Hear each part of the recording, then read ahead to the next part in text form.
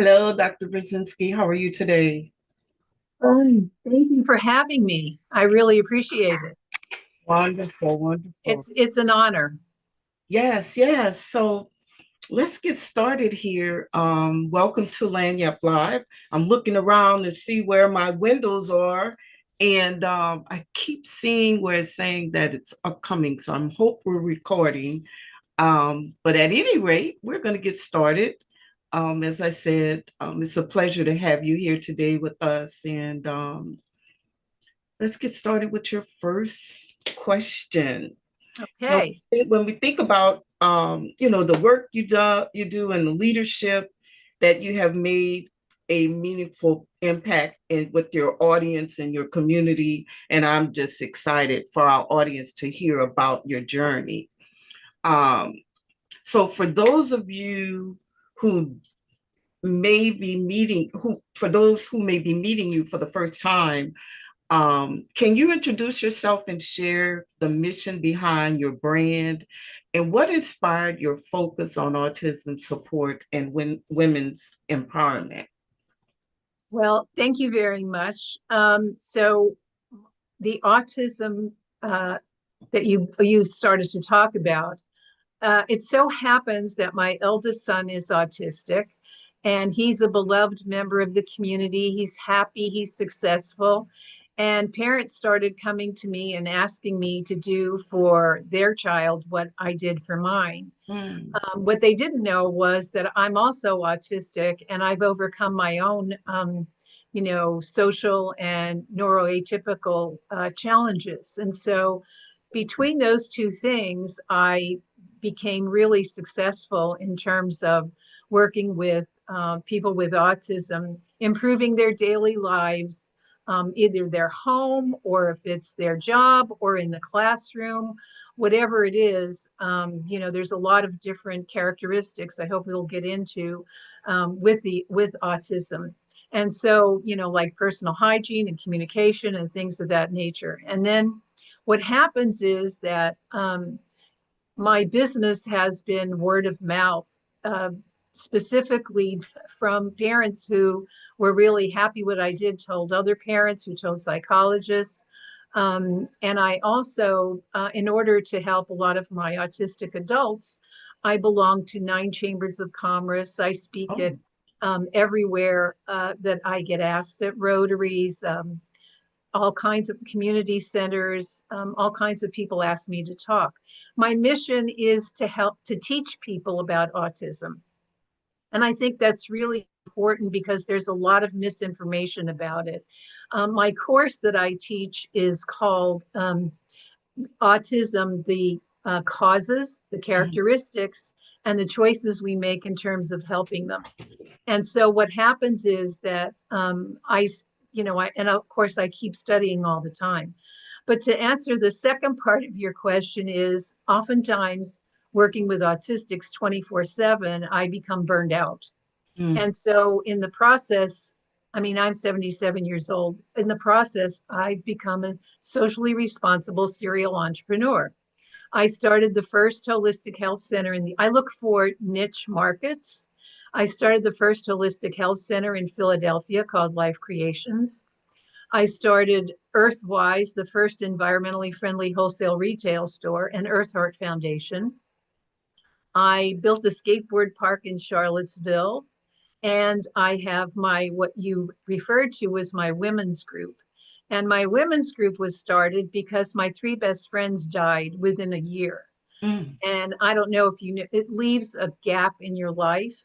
And so what happened was once I, was able to compose myself again, I decided to start having the women that I knew in the community, business women, to come to a monthly meeting. And they were all business women that I knew. And frankly, they were all business. And it kind of wasn't the image I had in my mind. But I let it go over time. And eventually it evolved into the kind of women who support each other and interrelate with each other. And then that evolved into my TV show, What Wise Women Want. And what the show is all about is, and you can find it on YouTube or public television, CPA TV. And that's all about supporting women, teaching them how to be on camera, as well as helping them promote their businesses. So my moniker is inspiring parents' roles to guide children's souls. That's for my autism, and empowering individual voices to make informed choices. And what else has happened in the process is I get to speak all over the country about what I discovered in the process of doing all this research on autism is that every school shooter I studied was autistic. And so I've written a lot of articles about that as well. So um, if you know anything about autism, we follow our passion. And so it looks like I have this checkered background, but I follow my passion wherever it is that it leads me. So that's my mission in my startup.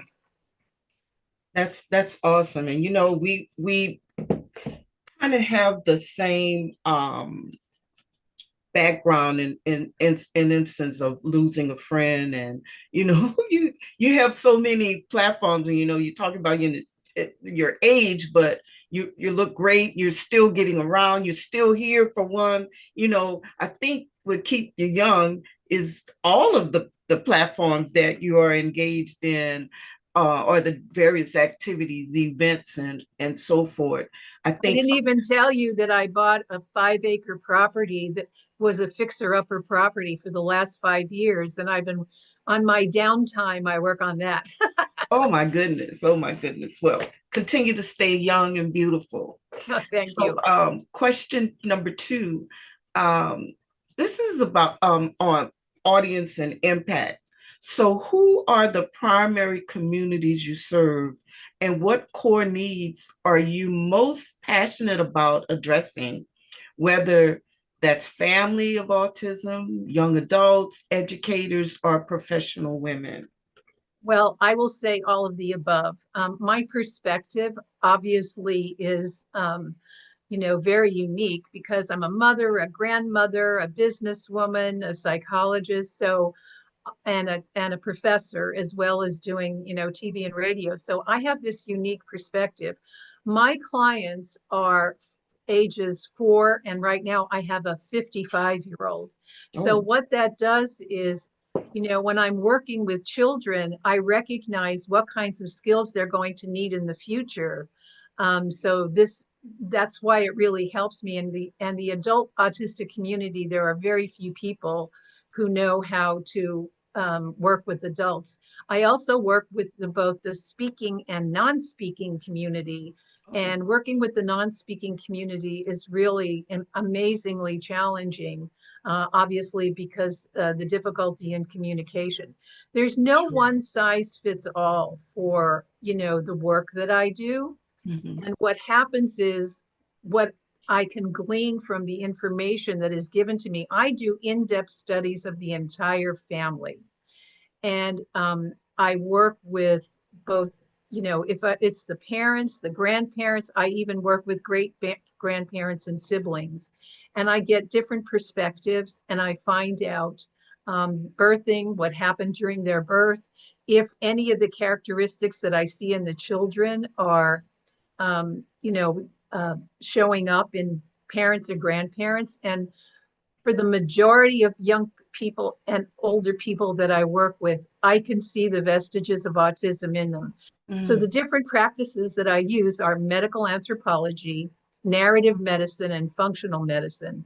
And you can go on my LinkedIn page. I give a definition of those. But basically, I do a flow chart of, everything that's ever happened to this child. And frankly speaking, you know, I have to spend a great deal of time, not just working with the individual, but I have to work with the whole family, the Mhm. school. I just did a 12-page summary for a school in South Carolina for one of my clients because they couldn't understand how she learned. And so I had to break it down bit by bit. Um, so I become the mentor, the coach, the advocate, whatever it is that they need, Mhm. because they struggle um, academically, intellectually, developmentally, emotionally.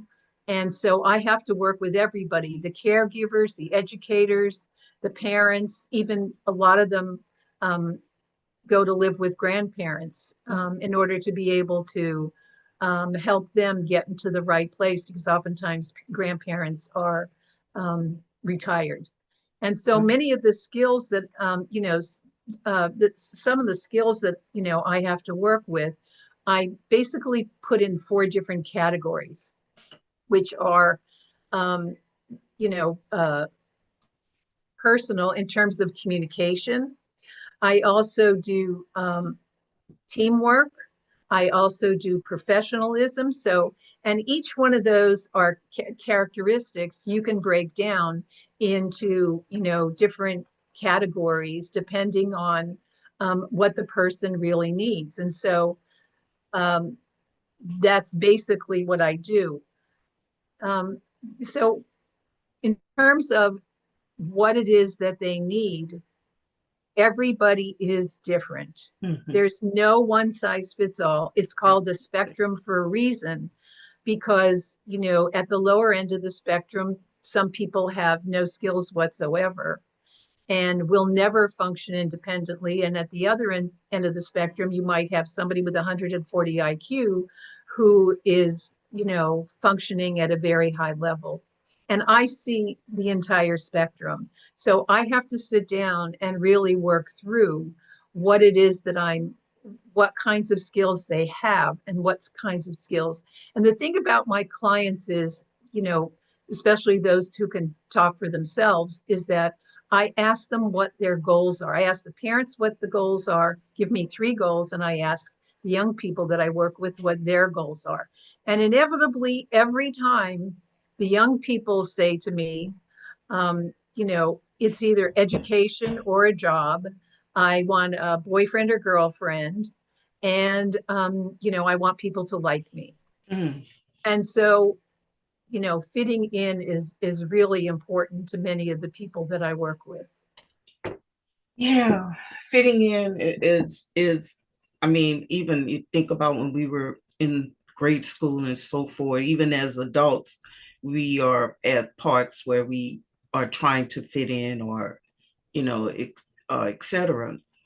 I wanted to, and this kind of little off cuff for what we, um, just with everything that you're doing, the impact on your audience and so forth. How do you stay afloat? Because I know that it can be a challenge. I have a sister that is mentally challenged, and I'm just wondering, how do you stay sane? How do you um, just be able to move forward Balance. and to function, working with so many people of special needs? Well, I'll be honest with you, they have access to me 24/7, which is why I'm so successful at what I do. And so what happens is I have had to learn over time to balance my life. So Mhm. this 5-acre property has 19 flower gardens, vegetable garden. I have orchards. Uh, and so I go outside and I dig in the dirt. Unfortunately, last year I got 8 tick bites and got alpha gal. So I'm a little leery, this year of going out with all the ticks that are around these days. But I'm I sure. do that. But I'm also my I saw my doctor the other day, and he tried to prescribe a prescription drug for me. And I said, in 77 years, I've never taken a prescription drug. What I do is I go to a doctor, find out what's wrong, and then I go to alternative medicine, whether it's supplements or whatever it is. So at my age, for example, it looks like I might have high cholesterol, so I take a supplement for that. I also, the alpha gal, I take a homeopathic remedy for that. So the different things that I have, I find alternative solutions, and I think that's I meditate, I pray before I get up in the morning. Mhm. And I constantly communicate. I get up at 5:30 and I constantly communicate with people on social networking. But it's, I have a different attitude than other people in business. My attitude is to give to others. And I believe that the more you give to others, the more that you receive, but without asking for something back or the expectation of asking for something back. So I believe that the more you give, the more relationships that you build, um, that's what feeds me. And these young people, when I see, when I have an autistic who's 38 years old, never spoken, lived in his parents' basement, is now a successful civil engineer, that's my reward. Mhm. Or a 10-year-old who's a headbanger and screams all the time, has never been in school, gone to 42 different therapists, and is now in school. So those, I know that it takes time. We're in a, quick fix society where everybody wants everything fast. But Yes. both in business and in my work, I understand I have to build trust with my clients. They have to know that I am listening to them. I do that before I even start teaching them any skills. They need to know that I hear them and that I'm listening. And once I build that trust, I mean, I have a mother of a 22-year-old right now, and she keeps saying to me, he talks to you more than he does us. I mean, this is unbelievable, all the things that he tells you.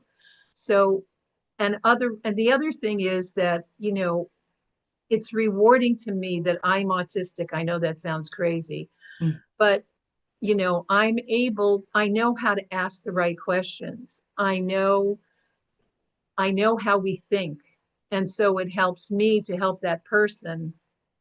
And what happens is I'll ask a question, they'll go, how did you know that? So I replenish myself through the success of others, through advocating for others, through, I mean, I've introduced several women to come to your group from Mhm. where I live. And, that's who I am.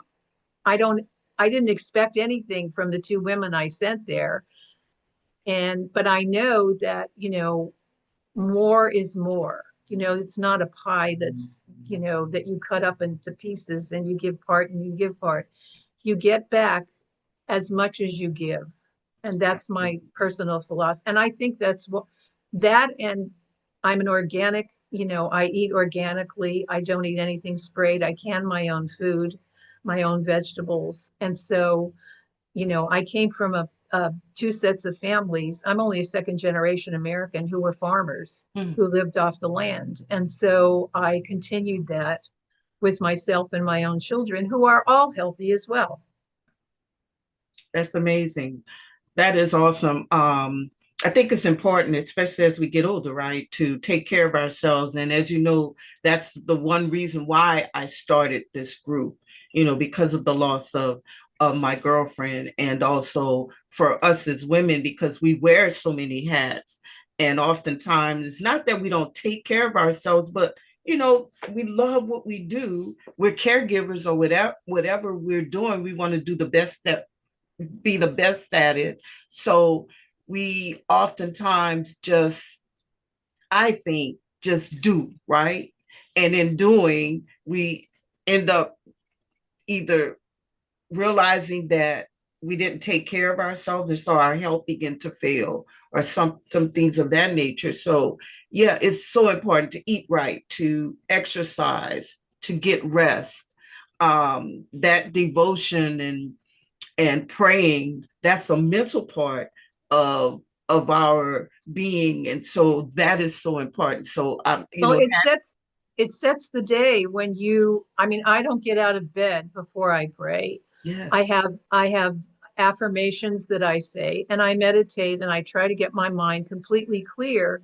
And I cannot tell you the days I don't have time to do that, my day doesn't go as well. And so I have understood over time that this is really an important part of life. Whatever your religion is, whatever your spiritual persuasion is, that's the time you take for yourself to get mentally prepared for the day. And it's Absolutely. extremely, extremely important. Women tend, we are all about relationships. I don't know that I'm not a man, so I don't know that part, but most of the men that I work with don't even have friends.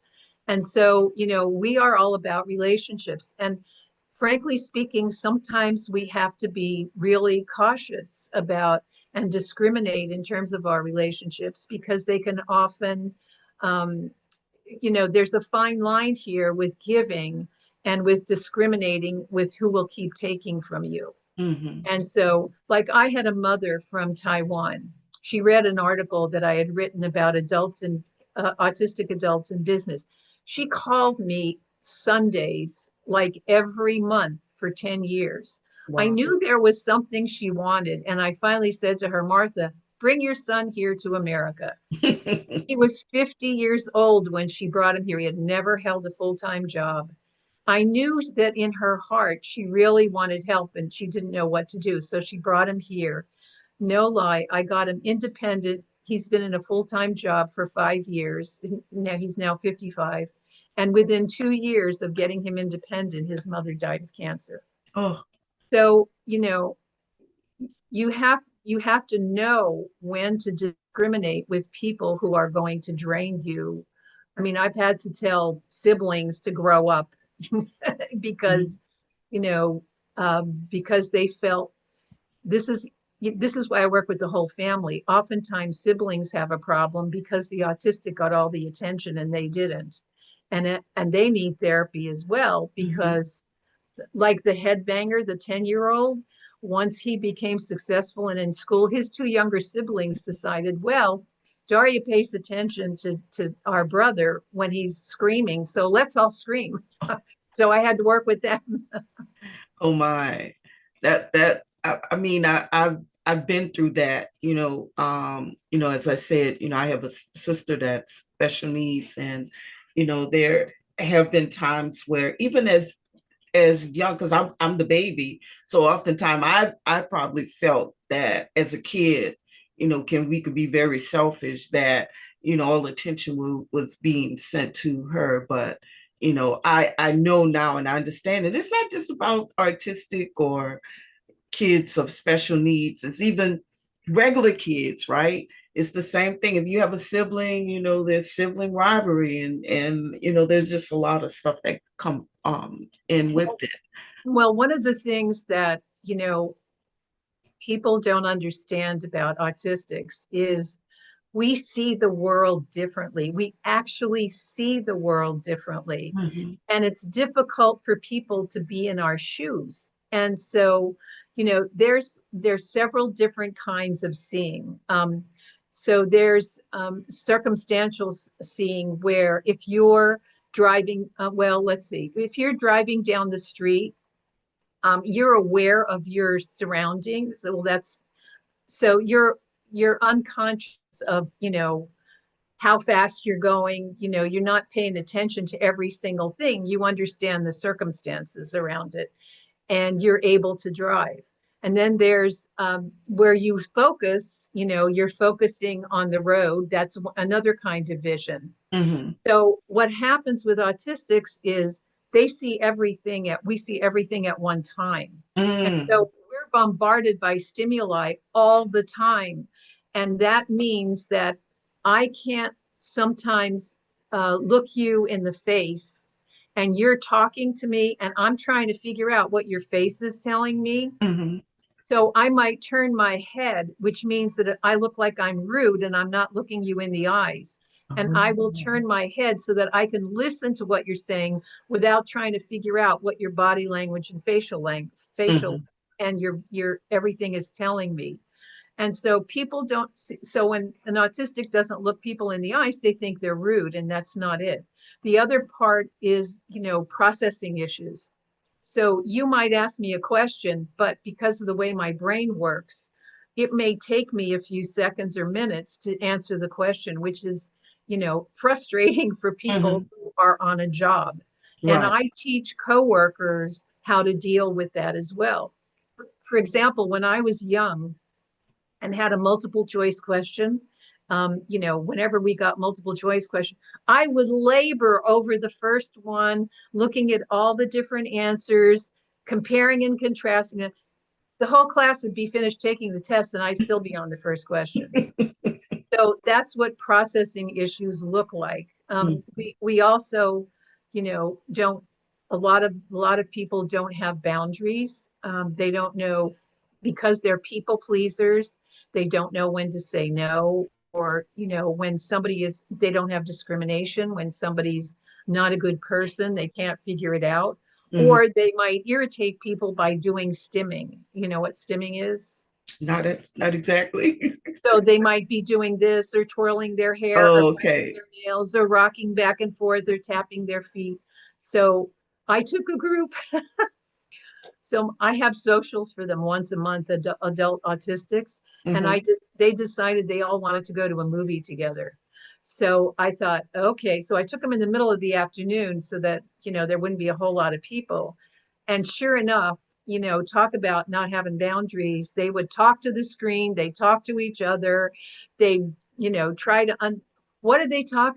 So everybody was 10 people were talking simultaneously. Thank God there was nobody in the movie theater. And so I never did that again. Hmm. So, these are the social, what happens is that because they have this whole perspective, they don't understand how the world works. It doesn't make sense. Hmm. So a lot of them have time management issues because time isn't important to them.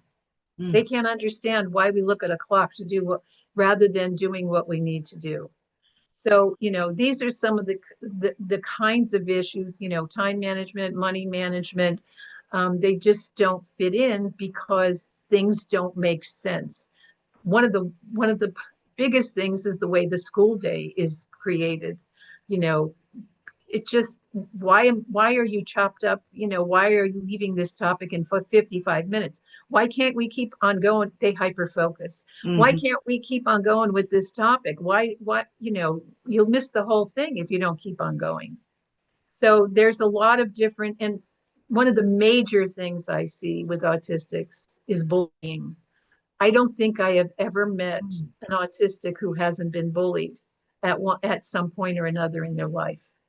And this is something that's really challenging because it lasts forever.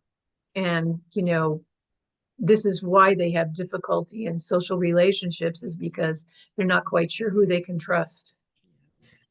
Mm. That's so sad to hear that. Because I remember being in school and being bullied. So, you know, um, Oh, you were bullied as well. yes, I was bullied in school. So, and I remember a lot of times I spent my lunchtime in the office because I did not want to have to deal with the bullies. So, I get that, and it's great that you can sympathize and you understand what they're feeling, and it may be a challenge, but it's someone that can kind of understand exactly what they're feeling and helping them to get through those challenges. So, on an executive leadership role, I understand that you are the director of What Women Want.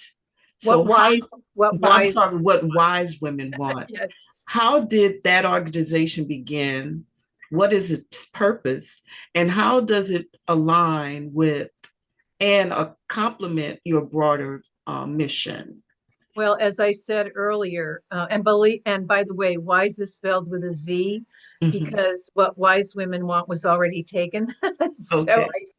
I spelled with a Z.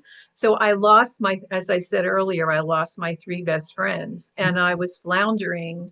These were women that I thought I'd spend the rest of my life. We traveled together and things like that. And as an autistic, it's really difficult for me to make friends.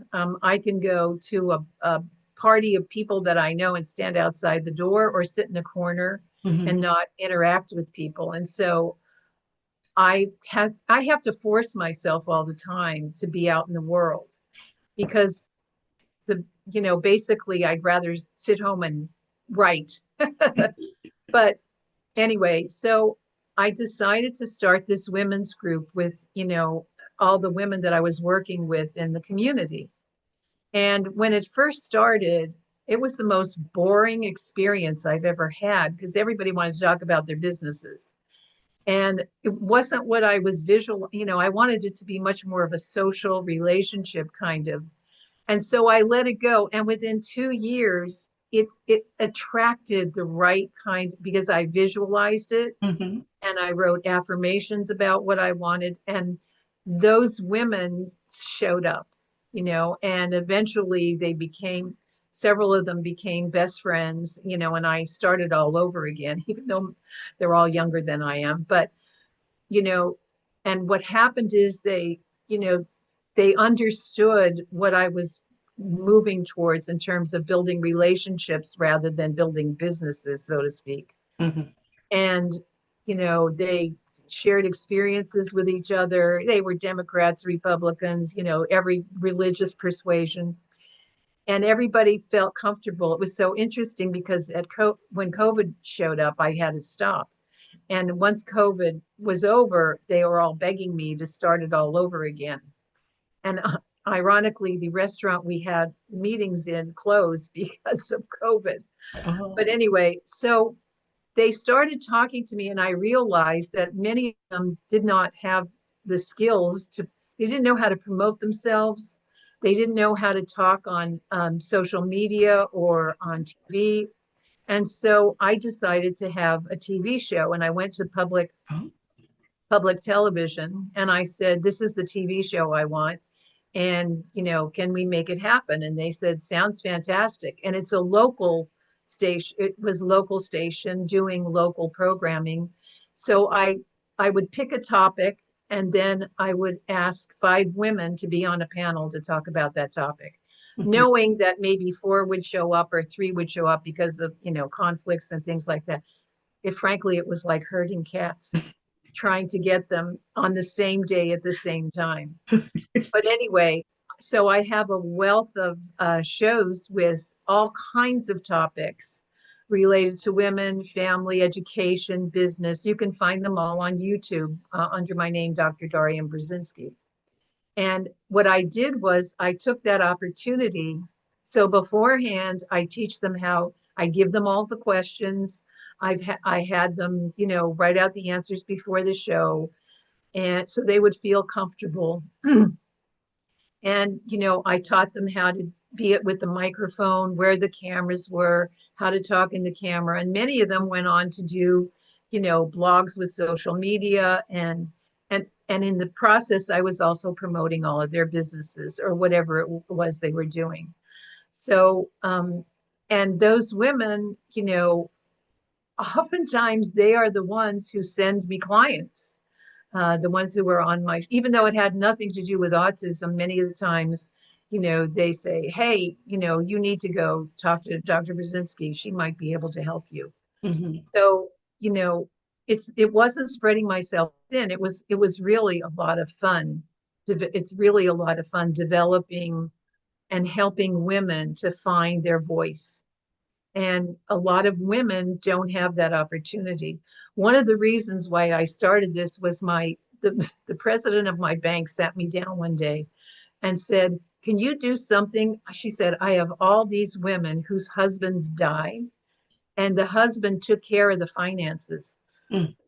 And they have absolutely no idea what to do and end up losing their homes and their, livelihood and so we did programs on that. So, there's so much you can do with women and to promote women and to help them. A lot of women I discovered, I thought were confident and outspoken, and it turns out that that was their mechanism for hiding the fact that they weren't confident. Yes. So, once you get to intimately involved with people when you're doing something like a TV show or a social group, as you have your social group as well. You get to know these women intimately, and it's amazing how women can help women. Absolutely, absolutely amazing. I Yeah. will tell you that 80% of my work is pro bono. My one of my clients' mothers, she's an accountant, and she tallied the amount of time her son calls me constantly. They only pay for when I see them face to face. Mm-hmm. And she said to me, do you realize you don't even make minimum wage with my son? Mm, And so, but it's that's what feeds, a business is putting yourself out there, helping other women, helping support them. I have phone calls all the time. People will call me and try to do a 2 hour session, initially, and then never call me again. mm, So, but, you know, if your objective is selling, you're going to turn people off. yes. If your objective is teaching and supporting other women, you're going to find your business to be very successful, which is what I have. Absolutely. And the thing is that you're helping those families through these overcome challenges. There's so many challenges in the world, right? Socially, personal, professional. So you're guiding them through these transitions to help them be better leaders, be better sisters or brothers or mothers or fathers. So, my hat goes off to you. And, you know, that little saying, if you build it, they will come. I believe that in a nutshell when you actually give, because we have to give value. I was speaking to a client the other day, or a potential client, we were speaking, and one thing that I did mention to her is that people do business with those that they know, like, and trust. So in order for them to know, like, and trust you, you have to be upfront. You have to get to know them one way or another. Now, some of us are very introverted, right? Introverts in terms of speaking. I do better when I do one-on-one. I'm getting better at speaking in front of folks, and everybody say, "Oh, you don't never look like you're nervous." I do. I'm very nervous when I stand up there because one, I'm a perfectionist. And so I want everything to go perfect, just like, I'm looking around trying to make sure that everything is going well here. But I think, what you're doing is wonderful. And only when it's too much. Only hey, I don't need to do any more pro bonos. You know what I'm saying? So if it's working for you, who cares what other folks are saying and so forth. So let's kind of move it towards advice to women leaders. What advice would you give to women entrepreneurs or professionals who feel called to build a business? And that kind of lead into what we were talking about, right? And a specialized social impact space like yours. Well, social impact automatically says relationships. Mm, And so, I do every kind of, if you haven't noticed, I have a really high IQ. So even though I may be autistic. And so what happens is that I've discovered that so every one of my businesses, I started with no money. mm, Okay. And I refuse to use my own money to start my businesses. So, for example, when I started the first environmentally friendly wholesale retail store in the United States, I went to 5 banks and I brought them together in one room. And I said, if each one of you gives me $5,000, if I go belly up, you'll only be out $5,000. And I wrote a 25-page plan. And this is what I'm doing bit by bit by bit. And I said, sorry, that was my other business. My uh, I bit by bit by bit, I will pay you back. And mhm, so what happened was, this is my education business. And what happened was I paid them back in 6 months, and they ended up starting a program in Charlottesville of $25,000, where each one, gives $5,000 to a startup entrepreneur. mhm, My eco business, sorry, my eco business, I went to business people and people who were successful in business. And I said, if each one, I had 20 of them sitting around a table. I said, if each one of you gives me $2,000, How I will pay you back is you come into the store and buy merchandise, and I'll even give you interest. So all 20 of them gave me money, and I started my eco store, and I would say half of them never came into the store to get their $2,000 of Wow. merchandise.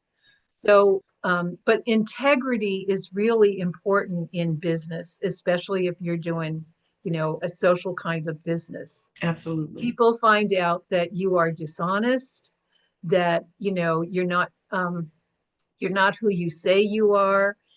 If anything like that exists, they're not going to want to do business with you. And if you're constantly out there trying to sell, I mean, I don't know how you feel, but if I meet a person and they're always talking to me about their business all the time, I avoid them completely. Yes. Same But here. but if but if it's somebody who comes up to me and actually listens to me and isn't somebody who's trying to figure out what they're going to say next, Mhm. somebody who's actually listening to me, those are the kind of people I surround myself with. And, so you need to know that this is how business works. If you really, I was demonstrating to one of my autistic clients the other day. We were out and he was dropping off his resumes at different businesses. And what I did was I spoke to every single person that he handed his resume to, asking them about themselves, something about themselves that I noticed, that I Mhm. really like your shirt. Wow, where did you get that watch? Those are beautiful earrings. And when we would leave, I said to him, this is how you build your relationships in business. You talk to people and you find out they want you to see them. Right. Everybody wants to be seen. And the more you see them instead of yourself, the more they will be interested in you. Yes. And it's the same as saying, they don't say it, but the person who's looking to get your service, they want to know what is it in it for me. So um I feel the same way. I've had several people to say, because we have a pretty nice group, right? A fairly large group. We usually run 40 to 50 women each month. And, Yeah, I've we been didn't meet told, last month because there were too many. oh yes, we That's had Friday. we had to pull out more tables last month. Oh well, yeah, yeah, last month. The Friday. months are passing so fast. Yeah, last Friday. But they're like, you probably get so many clients through this. This is not the purpose of what I do. I do this because I have a love for connecting folks. I'm very passionate about folks' well-being. So if I get business out of it, so be it. But that's not my sole purpose of starting what I do, because I have a love and a passion for helping others. And I think that's what has happened with our society. We've come so far to the left with wanting to help others that we just seem to not have that passion like we used. We used to be morally good, right? Yep. But there seemed to not be any of that anymore. But it's okay. That's why we're doing what we're doing. Even if it's one of us, each one teach one, each one share what we're doing. And I think it'll begin to catch on with others. Well, you know that I drive 2 hours to come to your meeting. Absolutely. I live so far away And thank because you. it is the most incredible group of women I have ever, open and loving and just amazing Thank women you. I Thank have you. ever met. They are Yes. just incredible. Thank And there you. may be 50, and sometimes you don't get to talk to everybody you want to talk to, but it is an extraordinary group of women, and Mm. I value. I couldn't get in last time because there were I couldn't register because there were too many registrations. But so it's wonderful, and I look forward every month to your. It's one of the few women's groups that I go to Mhm. anymore, just because I feel so welcome Yeah. and so, comfortable with and supported in Mhm. this group. So I'm So that's excited. all, but that's all about you. You created this. And so, and I invite women all the time to come to your group, especially if I know they're going to be in your area. You So, do, you do. And just like when we came to your group, your Chesterfield group, Miss Monroe, she's beginning to come. Matter of fact, she's going to be our speaker for this month. So it's exciting to be able to do that extension. We are wanting to expand, and I'm looking forward to it. As you know, we're not a membership group. We do this luncheon once a month, and it's just a way for us to take some time out for ourselves.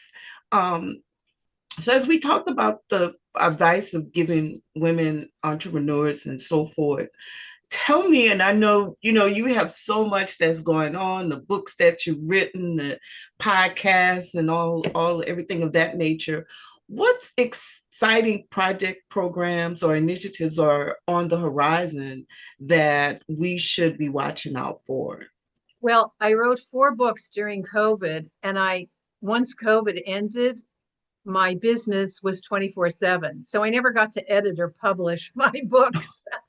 So that's my at least one edit and publish this year. Mhm. But I also teach courses on YouTube. And so if you go to my YouTube channel, I teach 2 courses, autism, yeah, causes, characteristics, and choices we make. And the other course I teach is understanding school shooters. Okay. So a lot of school districts have taken that course. As a matter of fact, I've spoken before Congress about it as well. I have speaking engagements everywhere. Tomorrow, I'm being interviewed for a book about autistic adults, and they're going to write a chapter on me. Oh, Um, in next month, I'll be speaking in Washington, D.C. at the Washington, D.C. Rotary. wonderful. So I speak at community centers all the time. And what I suggest is you go to visit my sites, uh, funonthespectrum.com or whatwisewomenwant.com, or find me on LinkedIn, or I'm on Instagram and, all the others, Blue Sky. Mhm.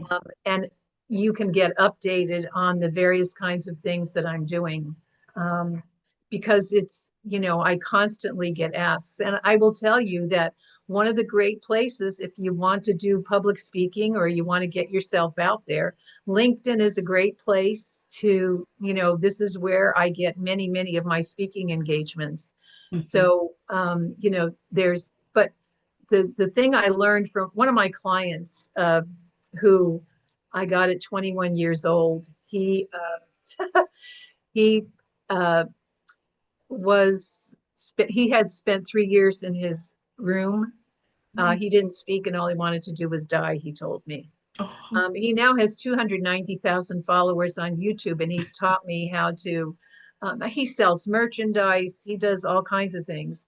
And he's taught me how to do social networking. And the thing about social networking he taught me was be prepared to publish every day. yes. You want to keep your audience, you've got to keep publishing every day. And if you see me on LinkedIn, Mhm. I never publish anything about myself. I always publish something wonderful somebody has done, Mhm. something somebody has done. Yes, you do. And it gets me, I mean, I can have 6,000 people like a post, in one day. So these are all the different kinds of techniques. However, it's extremely time consuming, which is why I get up at 5:30 in the morning. Mhm. It's extremely time consuming because if you're a reader, if you read newspapers or magazines or things like that, that you can post constantly, which is what I do. That's where I get a lot of my material from. So, but I will tell you that social networking is all about, if you want to delve into it, you've got to do it constantly in order to be able to build. I have 25,000 followers, which is not very much, but those people, I have it. So those people repost, and those reposts go to people that I'm not connected to, who end up trying to connect with me. Mhm. So, if you want to do social media, just keep in mind that you've got to keep active all the time in order to be able to create an audience. Yes. And as you know, I do social media as well. But use some of the tools that are out there. As we say in New Orleans, there are buku tools out there. So use some of the tools that are out there that can automate your sessions, and then that way you work smarter and not harder. Yes. But thank you so much for sharing information. That would be my next question to, where we can find more about you. So thank you for sharing your website. And Well, if anybody knows anybody from ages 4 to 55 who needs help with, somebody with autism, you can reach me email at Daria, Daria, at, this is short for my name, darb.com. Or you can find my email on any of the websites that I'm on. absolutely. Well, thank you again so much for, your wisdom today, your insight, your experience, and, your heart. We can truly feel it through these rays of the media, right? That you're about and helping, and we're just grateful what you've shared with our Lagniappe community. To everyone watching, thank you for being part of this powerful experience. And if today's discussion inspired you, be sure to subscribe, share, and stay connected so you never miss a moment. This Thank has you so been much for having me. I really, truly appreciate it. And all the things that you do as well. Thank you. Thank you. So listen, guys, this has been Lagniappe Live with Helena, the Business Spotlight, where stories create impact and voices inspire growth. And remember, don't go anywhere. Stay here. We'll be right back with our closing spotlight. So give us a minute here.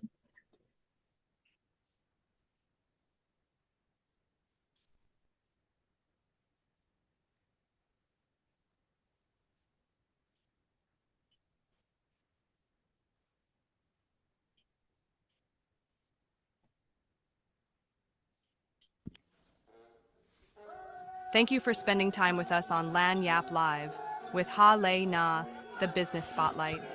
We go live Wednesdays at noon, and we'd love for you to meet us there. Make sure you subscribe on YouTube so you never miss a spotlight, and join our Facebook community, where the conversation continues, connections are made, and support shows up in real time. If today's conversation resonated with you, we'd love to stay connected. Please share it with someone who needs to hear it, or come back and watch the replay. This is a community, and there's always room for you here. Until next time, keep showing up, standing out, and doing what you do best.